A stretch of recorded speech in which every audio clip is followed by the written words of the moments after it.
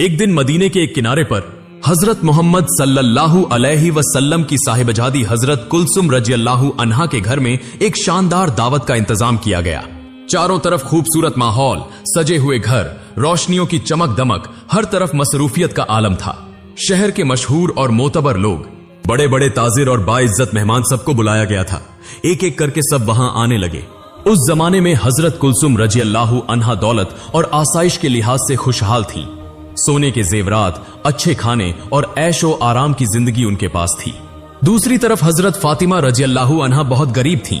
अक्सर दिन फाके में गुजरते। उनके पास मालो दौलत तो नहीं था, मगर उनके पास एक ऐसा खजाना था जिसकी कोई नजीर दुनिया में नहीं। वह था अल्लाह और उसके रसूल सल्लल्लाहु अलैहि वसल्लम पर कामिल ईमान। जब सब मेहमान उस बड़ी दावत में पहुंचने लगे, खुद हजरत मोहम्मद सल्लल्लाहु अलैहि वसल्लम भी उस तकरीब की तरफ रवाना हुए। लेकिन जन्नत की सरदार हजरत फातिमा रजियल्लाहु अन्हा अपने घर के एक कोने में खामोश बैठी थीं। कुछ ही देर में नबी करीम सल्लल्लाहु अलैहि वसल्लम तशरीफ लाए। सब लोग इज्जतन आगे बढ़े और अर्ज किया, या रसूल अल्लाह, हम तो आप ही का इंतजार कर रहे थे। हजरत कुलसुम रजियल्लाहु अन्हा भी आगे बढ़कर सलाम अर्ज करते हुए बोली, या रसूल अल्लाह, आज आप मेरे घर तशरीफ लाए, मैं बहुत खुश हूं। बुराए करम आप आराम फरमाएं। नबी करीम सल्लल्लाहु अलैहि वसल्लम ने इधर उधर नजर दौड़ाई। बहुत से वाकिफ चेहरे नजर आए, मगर एक चेहरा गायब था, हजरत फातिमा रजियल्लाहु अन्हा का। फिर आप सल्लल्लाहु अलैहि वसल्लम ने हजरत कुलसुम रजियल्लाहु अन्हा से फरमाया, ऐ मेरी बेटी कुलसुम, मैं देख रहा हूं कि तुमने शहर के सब लोगों को बुलाया है, अमीर, गरीब, आलिम, मोतबर सबको, मगर एक को मैं यहां नहीं देख रहा। कुलसुम रजियल्लाहु अन्हा कुछ हैरान होकर बोली, कौन? अब्बा जान, किसको मैं भूल गई? नबी पाक सल्लल्लाहु अलैहि वसल्लम आहिस्ता से बोले, जरा गौर करो, वह तुम्हारी अपनी अजीज है, तुम्हारी सगी बहन फातिमा रजियल्लाहु अन्हा। यह सुनते ही कुलसुम रजियल्लाहु अन्हा का चेहरा उतर गया। वह कुछ बोल नहीं सकी, खामोश रह गई। उन्हें खुद मालूम था कि उन्होंने बहन को क्यों नहीं बुलाया। हजरत फातिमा रजियल्लाहु अन्हा गरीब थीं, उनके कपड़े सादे थे। वह समझती थीं कि अमीरों की भीड़ में फातिमा रजियल्लाहु अन्हा की मौजूदगी उनके वकार को कम कर देगी। इसी ख्याल से उन्होंने बहन को दावत में शामिल नहीं किया।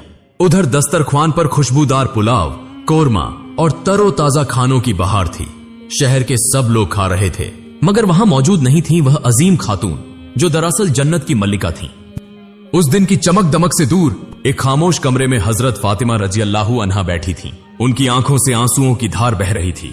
कमरे में एक अजब खामोशी थी, न कोई खाना, न कोई आसाइश। उनके जिगर के टुकड़े, दो बच्चे हसन रजियल्लाहु अन्हु और हुसैन रजियल्लाहु अन्हु भूख से तड़प रहे थे।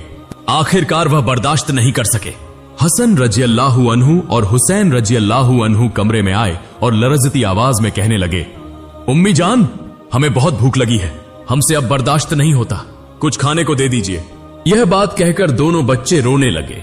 उन दोनों मासूम बच्चों के रोने से घर जैसे लरज उठा। हजरत फातिमा रजियल्लाहु अन्हा का दिल फटने लगा, आंखों से आंसू बहने लगे।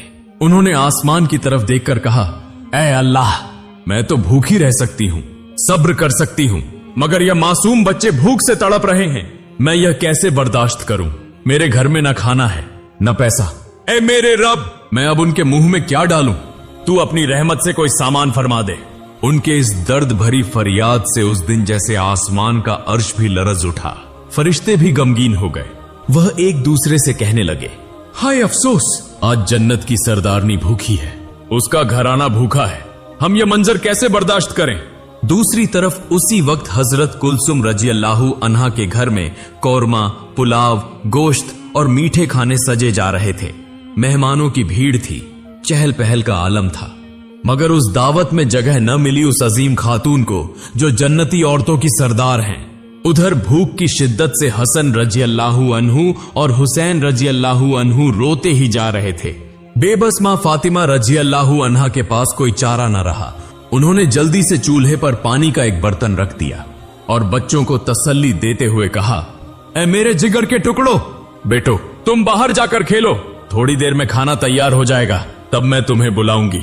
दरहकीकत उस हांडी में सिर्फ पानी था, खाने को कुछ भी नहीं। यह सब कुछ उन्होंने बच्चों को